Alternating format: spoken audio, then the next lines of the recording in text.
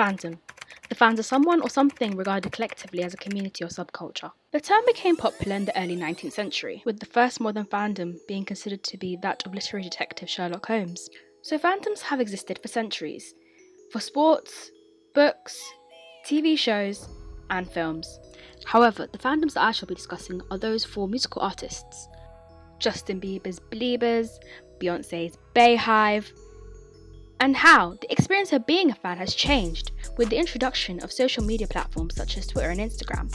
Let's start by looking at what differentiates a casual listener of an artist to a fan, also known as a stan, that is part of a fandom. Between an artist and a fan, there can be a parasocial relationship.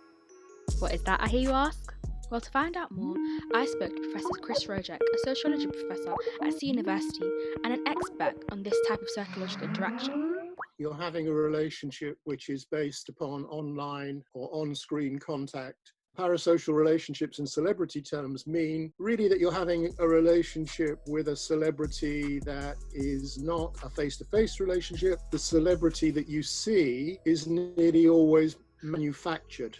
In other words, the person that you think you're enjoying and you think you are feeling close to is a construct of various experts who present this person to us. So, a parasocial relationship is a presumed friend-like intimacy a fan creates with an artist. But how does the addition of social media play a role in this? Made it more complicated because it gives different views of the celebrity. Before social media, your view of a celebrity in parasocial relationships was based upon your view of that person on screen and also what you read in the press. Now, with social media, you have an additional uncontrollable area of opinions about celebrities, which is growing all of the time.